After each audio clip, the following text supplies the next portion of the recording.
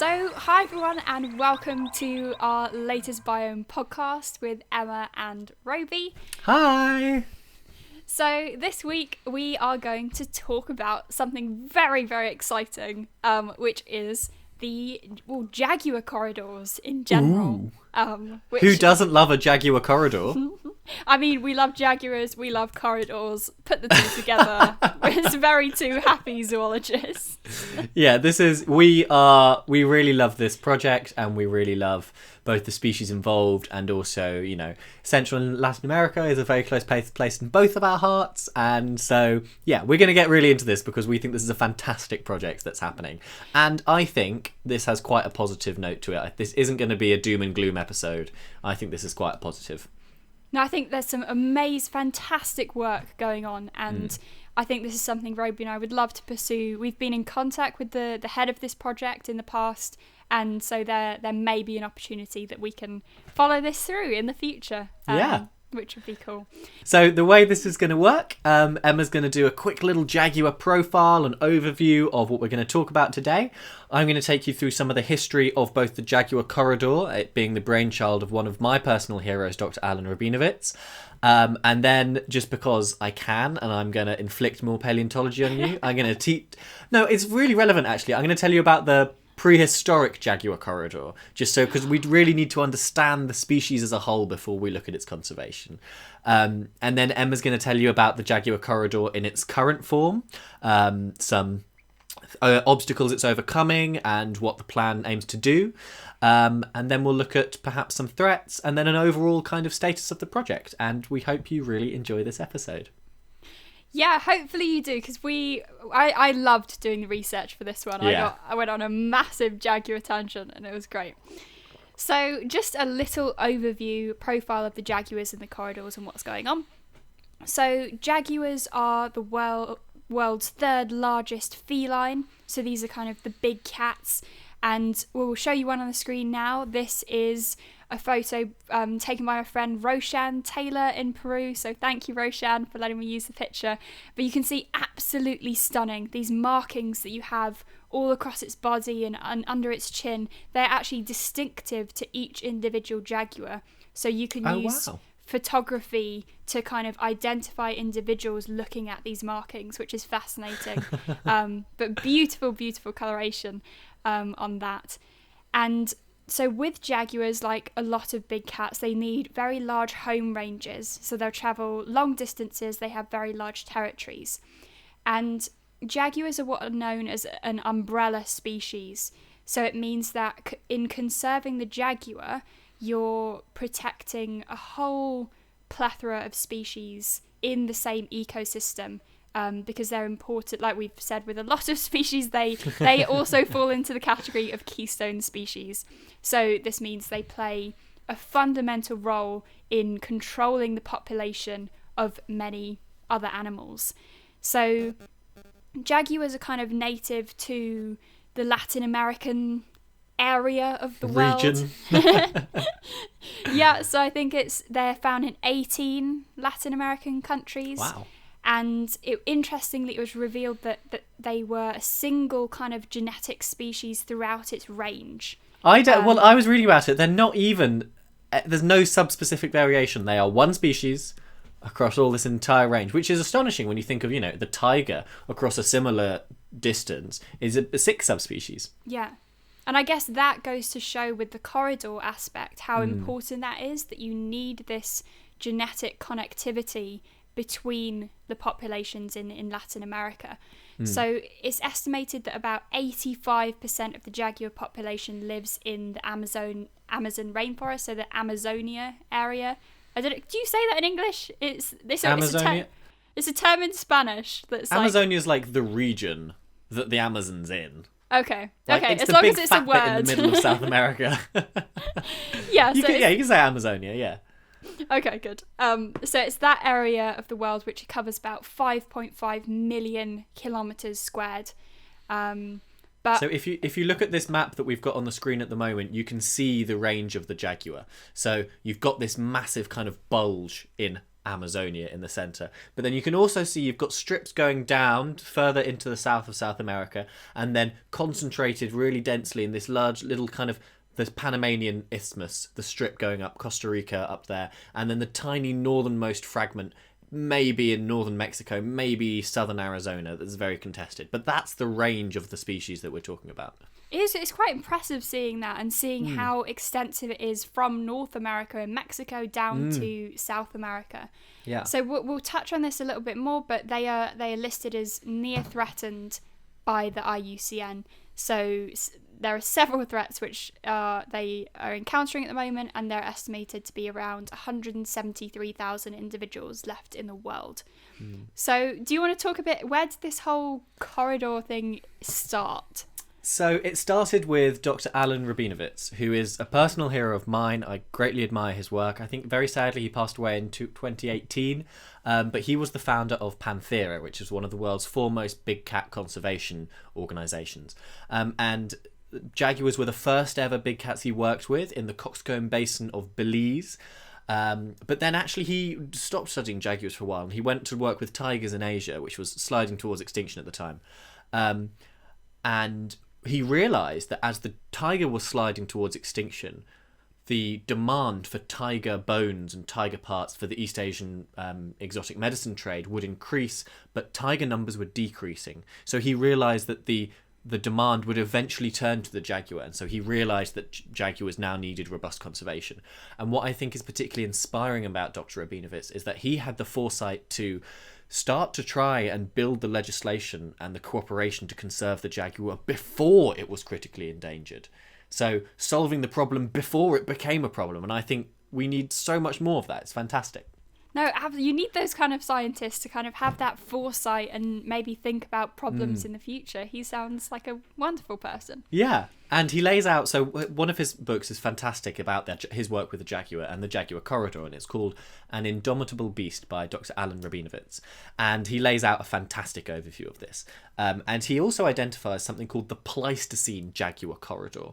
So a prehistoric So cool. jaguar corridor, which I'm just going to do an overview of because I think it's really important to understand it so that we understand the current jaguar corridor. So true cats, the group Felinae, emerged around 9 million years ago, and the Panthera lineage branched off shortly after that. So Panthera is the big cats, the tiger, lion, leopard, snow leopard, jaguar, and clouded leopard, which people sometimes forget. So Panthera as a genus, the big cats as a group, originated probably in the Himalayan region, actually, around 4 to 6 million years ago. Yeah.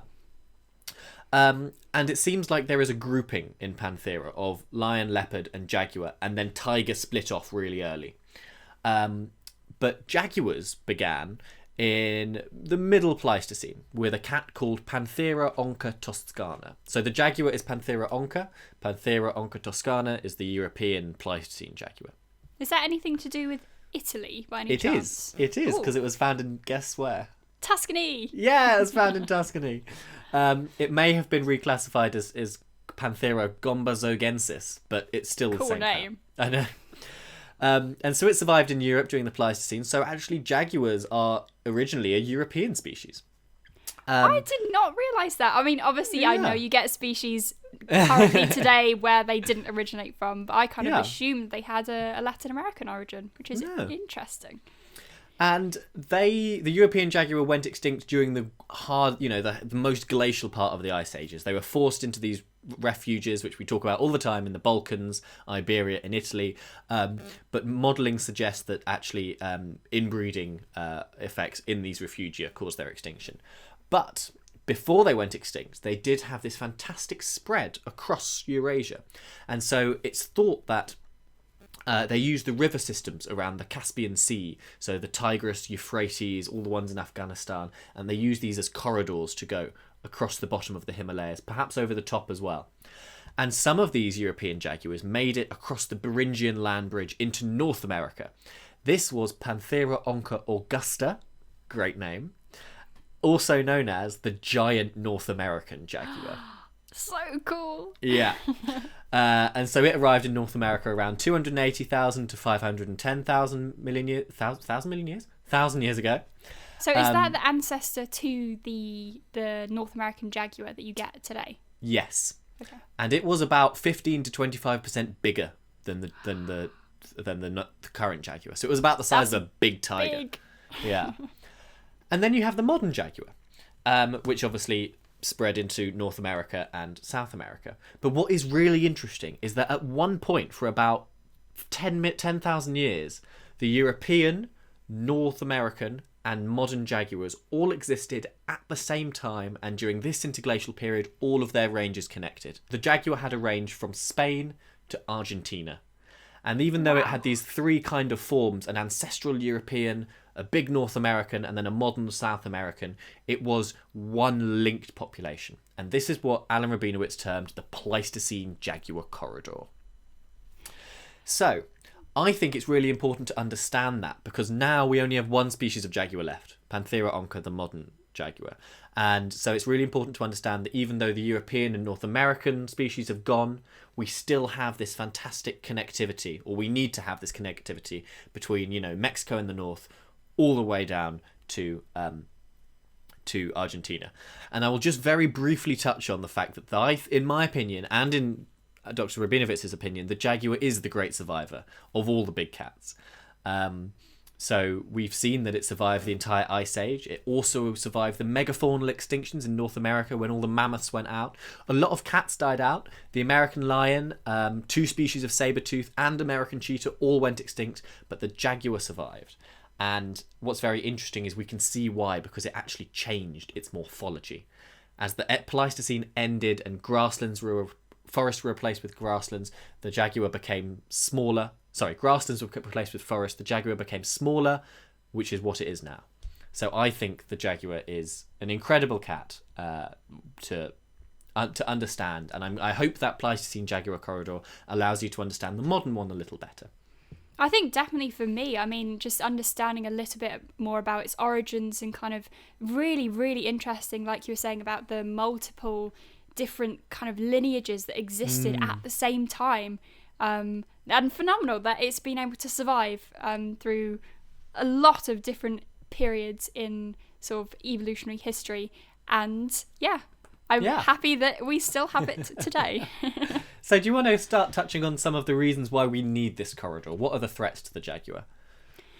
So sadly, I think with a lot of big cats, we'll try not to make this too depressing, but they do have quite a few threats. So probably for the jaguar, as in Latin America at the moment, one of the biggest threats is a dramatic habitat loss that is being caused by, guess what, anthropogenic activities.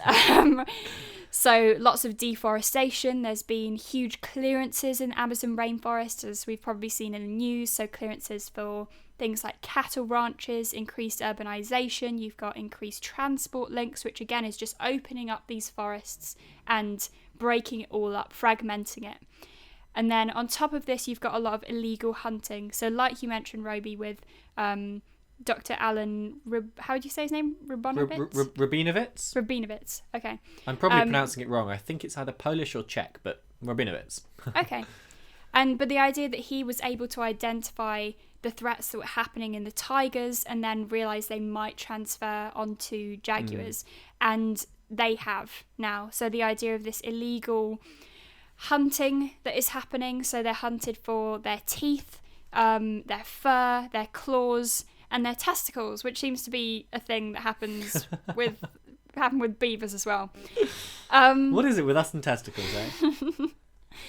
But again, this is mainly for the Chinese sort of medicine market, because if you have these, the canines especially, they're believed to have curative properties and are seen as like a symbol of wealth and power.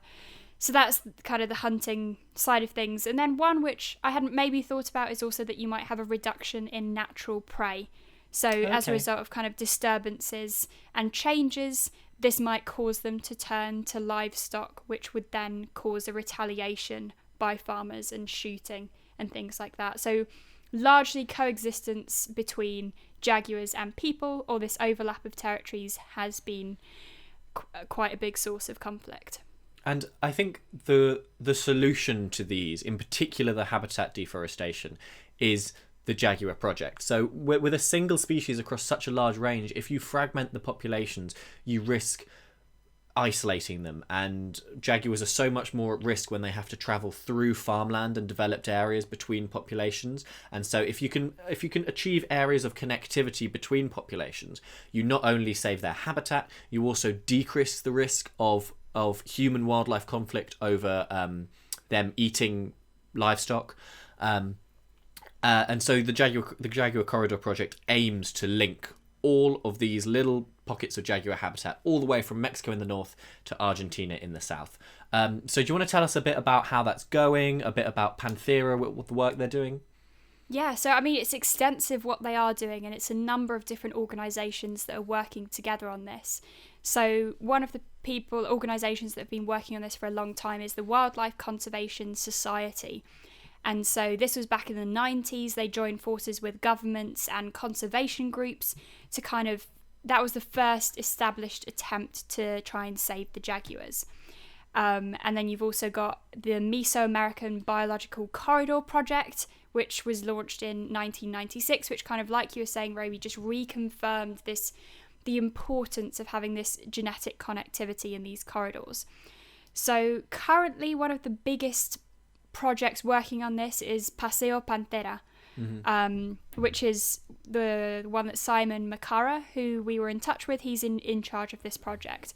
So the aim of this is to link these core jaguar populations from Argentina to Mexico.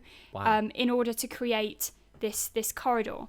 And they've identified a really, really important area in Costa Rica, which they say is vital for jaguar conservation.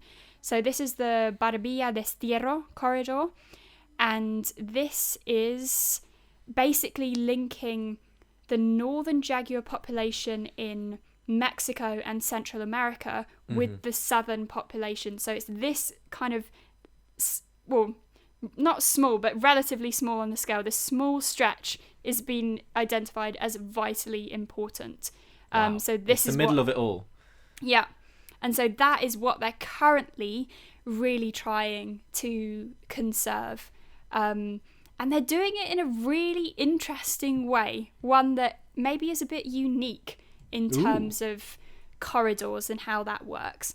So the idea is they're not looking to conserve or protect a belt of continuous lands, because they think that would be too much to ask farmers and things like that to give up their land. So what they're doing is trying to make up a patchwork of privately owned properties and farmers becoming engaged in order to link this area together. So basically forming a land bridge.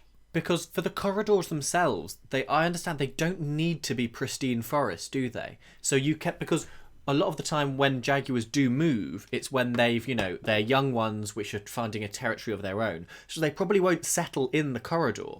So the corridor doesn't need to be prime jungle. It can be this mosaic of human land. And so is the Barbilla de Estierro corridor something like that? Yeah, no, absolutely. I think that describes it perfectly, the idea of mosaic. So what they're doing is they're actually working with the country's leading real estate agents. So I got very distracted because on their website they have a list of these so-called conservation properties.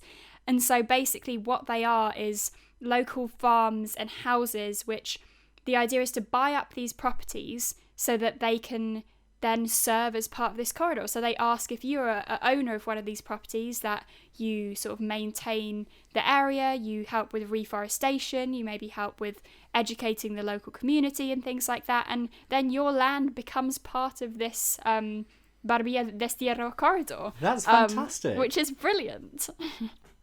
That's incredible. Because as I understand, there is that's a really new way of thinking, and I really like the sound of it actually, because it engages the local community, who are ultimately the ones who are both most responsible for and the most important in especially habitat maintaining. But there is a flaw in this plan, and it's your Spanish pronunciation is much better than mine. Reventazón? Yeah. Reventazón hydroelectric dam, which is Central America's largest renewable energy source. And it's a 130 metre high dam which flooded the Reventazón Valley. And this created an 8-kilometer long artificial lake, which cut the Barbier Desterrado biological corridor in half. Yeah. So, in itself, this isn't the end of the world. Jaguars do swim, but what is difficult is that it will probably force the jaguars to funnel on either side of the lake. And a buffer zone has not been completed around this. Reforestation around the lakeshore hasn't been completed because the construction company have been very much involved with, I assume trying to protect their property and their infrastructure, which they have a right to do. And so they put up fences around key areas. But this does essentially cut the migration route of jaguars and other large mammals in half. Yeah. So it's a very interesting dilemma. One positive kind of knock-on effect is that it has created a massive wetland in part of it, which is a haven for wildlife species. So it's very much a multifaceted issue. I mean, how are people working around this, do you think? I mean, I think it's a challenging one because I think there has been quite a lot of conflict between the dam construction company and the people who are trying to re-establish or ensure that this corridor is maintained for future populations of jaguars. I think one main issue as well that I encountered with this dam was they were taking tons of material illegally from the cliffs of those wetlands that you mentioned. So it's a place called the Lancaster Wetlands, which really doesn't sound very Costa Rican. You could put it in an accent, Lancaster. Yeah, I don't know how I'd say that in How would you say that in a Spanish accent? It'd be like Lancaster. Lancaster, which I think sounds much nicer than Lancaster anyway. But anyway. Yeah, I'm just going to call it that. But this is, like you were saying, a haven, so it's like around 250 species of birds, 80 species of mammal, reptiles and amphibians. But what has happened is because this company that have been building the dam have been illegally carving away at this this rock face, if you look at satellite images or pictures, it's scary. So the edge of the lake is probably 100 meters, maybe a bit more, away from the edge of this massive cliff. Oh my god! Which they've carved into, and this could basically result in the collapse of this entire wetland. It could drain. Oh god! It's that close. Like there's a tiny bridge of land in between the wetland lake area and this area that's been illegally cut and mined. Blimey. So it could be catastrophic if it collapses, basically. Blimey. I mean, I know that one, solution to that is reforestation. I mean, I'm a massive fan of reforestation. I think we should reforest everywhere. But in Costa Rica, at least, they're doing it very well because they're offering financial incentives to landowners to reforest their own property. And there's fantastic engagement with students. So they work with local universities to help with the reforestation. And what's very interesting is trying to essentially dismantle something of the monoculture in agricultural areas by reforesting some of that. So they're working with a group called EARTH, which stands for Escuela de Agricultura de la Región de Tropical Húmeda, when my pronunciation is awful. Emma, would you like to say it better? I mean, no, that was good. It's so Escuela de Agricultura de la Región Tropical Húmeda, which is EARTH's School of Agriculture in the tropical humid region. That sounds so much better than anything I can ever say. So they're trying to promote a new style of cacao polyculture in the region because cacao is obviously usually planted in a monoculture, which is very bad. We know this from palm oil around the world, and it doesn't support wildlife at all. So they're working to develop mixed cacao plantations, which could serve as habitats for species and allow agricultural land to remain in the wildlife corridor itself. And so, that's brilliant. That's really brilliant. And I think this is the kind of, I would love to cover all of Central America with rainforest again, but we can't do that because people are important. And I think that this is the way that we go forward with this. And so initiatives like this, I think, are the things that should get the most funding and attention, I think, in terms of habitat restoration. No, absolutely. I think the way that this project is being run is so comprehensive. It's not just about someone external coming in, telling local people how to do things. It's really working with local universities, local people, and making this kind of something that they can work towards as a solution, not needing external help, which I think is really important. And all of these conservation initiatives all kind of come together at the top to create the Jaguar Plan for 2030, which is a fantastic initiative uniting all of these conservation organisations and 14 countries to get involved in this Jaguar corridor. So you can see the image above, which was from Panthera. And so you can see this first image is across Latin America. You've got the dark green areas, which are jaguar habitat, and then the linking areas between them.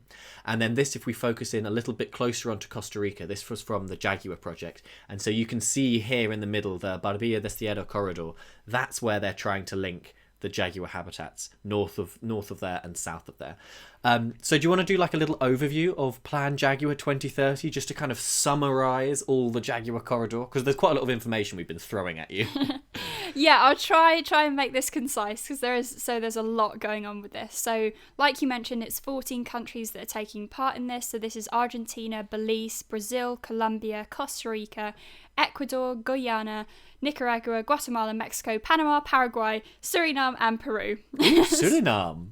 Little slipping Suriname in there. Love it. Yeah, it's an interesting mix of countries. So basically this plan, the key aim is to address key threats, like we mentioned, so habitat destruction, illegal hunting mainly being the two, and kind of really using this as a way to move forward into the future of jaguar conservation. So these 14 countries have basically presented this proposal in the form of this Jaguar 2030 plan. I love it. So they've basically come up with 4 main action plans to try and save this species. So the main one kind of being connectivity, like we've been talking about for this whole podcast, the importance of these wildlife corridors and connectivity. And then making sure that each country is aware of their own actions that they can do to kind of protect this species and the ecosystem. So kind of key targets which can actually be met. And then third one would be conserving corridors where these felines live. So ones which already exist, it's important that they aren't destroyed and are maintained. And then one of their interesting things that they're doing is identifying and establishing 30 habitats of conservation importance. So is that 30 individual areas, or is that 30 habitat types? See, I was looking this up. I was trying to see what they meant. So it basically, they call it priority conservation landscapes. Okay. So my understanding of this was that each country involved in this agreement, the idea is for them to try and determine areas that could be important. So like the Paseo Panthera did with the Barbilla de Sierra corridor, areas like that. So if they were to identify an area like that and say, look, this is really important for jaguar conservation, then that would be added to the list of like the 30 areas. That was kind of my understanding, that it was each separate country is kind of involved in that. Great. And so the overall aim is then, you know, to fulfill Dr. Rabinovich's vision of this interconnected jaguar habitat. And, you know, honestly, I feel more hopeful for the future of the jaguar than I do for any other big cat, because tigers are getting hammered. You think lions are doing okay, but actually lions are getting hammered. Leopards are just so quirky, we don't really have any idea on a kind of global scale what they're up to. Snow leopards, you can never find them. And clouded leopards, I mean, where even are they? But jaguars, I think, I'm really impressed by the detail and the level of multilateral cooperation, and also the level of shareholder and agricultural and stakeholder cooperation. So I think, to end this on a really positive note, I think that the jaguar has the best chance of any of the big cats. I mean, fingers crossed we can come back in a year's time and say, nope, tigers are doing fine as well. But I think this is a really good project to, especially if you'd like to get involved with or contribute to, I think the Jaguar Corridor is a really worthwhile thing to support. No, absolutely. I would say I'm hopeful as well. Like, there's even a case already of countries working together, and there's actually a protective corridor that's already in place between Peru, Ecuador and Colombia. So it's already in place, and they're seeing that this is having a positive effect on conserving the jaguar and the ecosystems. So I think just to end, I've got some camera trap footage from my friend Roshan. Ooh, fantastic. So we can show you that because it's wonderful. So thanks again, Roshan, for letting us use it. So you've got this one here that we're going to show you now. So this is a jaguar walking away from the camera trap. So you can see these. Beautiful. I know, these amazing markings. You can see the tail, so graceful. Amazing. And then just to end, we'll show this one, which is the jaguar coming right towards the camera trap. Oh god! And just look at how powerful it looks. I know. You can see the rippling of the muscles on its. Oh god, it's beautiful. Yeah, so I love seeing that, and I wasn't able to see them when I was in this area of Peru where Roshan got this footage, but it's fantastic that he was able to capture that. And keep an eye out if, well, it's going to be 2 years in the future, but after I've graduated in particular, I'm going to Costa Rica to do some conservation work, and I will keep an eye out for jaguars. So if you're checking out Instagram or whatever, keep an eye out. I will not fail. I will get jaguars. It was the last thing I do. You won't come back until you do. Oh no, I won't. I will stay there until I've seen jaguars. So yeah, we hope you enjoyed that latest episode. We really loved doing this one. So if you want to check out more updates, you can subscribe to the Grizzly YouTube channel. We're under the Biome podcast on there, and then we also post stuff on Instagram as well. So we are Biome by Grizzly on Instagram, and like Roby said, if Roby goes on a massive adventure and looks for jaguars, he will be posting that on his Instagram, which is Roby Watkinson Wildlife, and I'm Emma Hodson Wildlife. So thank you so much, and we will see you next time. Bye.